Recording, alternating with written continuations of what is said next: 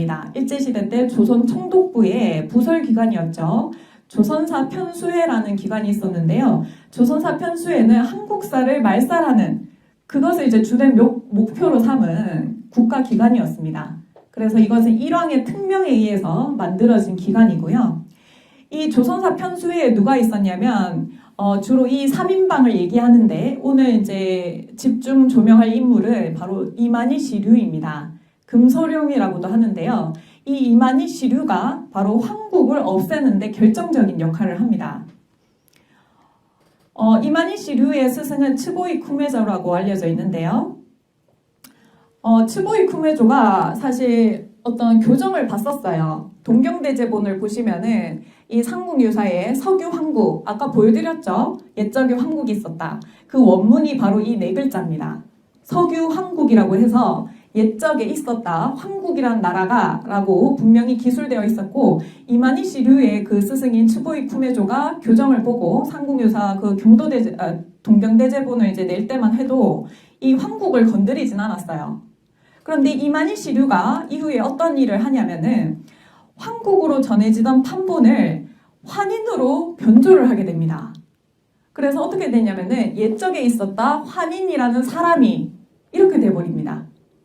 그래서 보시면은 글자가 지금 뭔가 더 쓰여진 그런 이제 느낌이 드시죠? 보시더라도. 그러니까 나라국자에다가 글씨를 더 써서 인자로 바꾼 것인데요.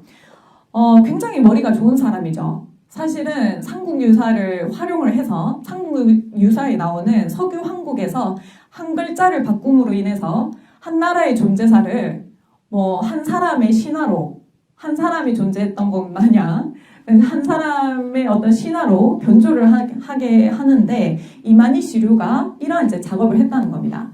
그래서 황국이라는 나라가 없어지는 한국사 말살에 결정타를 날렸다. 이렇게 이제 말을 할 수가 있는데요. 이것은 이제 실제 우리나라 뉴스에서도 보도된 바가 있습니다. 그것을 한번 보겠습니다. 고조선의 건국 신화로 알고 있는 단군 신화가 시화가 아니라 실제로 있었던 역사라는 사실을 입증한 책이 나왔습니다. 일제가 삼국유사에 나오는 고조선 관련 기술을 변조했다는 겁니다. 오상욱 기자입니다. 고려의 승려 이련이 쓴 역사책 삼국유사입니다. 현재 출간된 대부분은 단군의 아버지인 환웅이 환인의 서자인 것으로 기술되어 있습니다.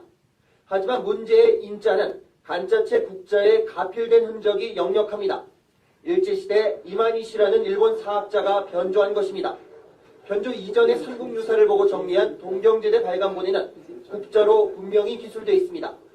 한민족이 단군조선 전에 이미 환국이란 나라를 형성했다는 역사적 사실을 일제가 왜곡했다는 분석입니다.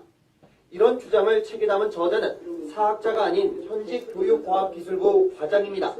그때 일본 역사학교 가서 왜곡 사건 났을 때 그때 제가 신고반장을 맡았습니다. 한일 관계 역사뿐 아니라 고조선 역사가 왜곡됐다는 걸 알고 그때 대책반에서 이 관련 자료를 조사했습니다.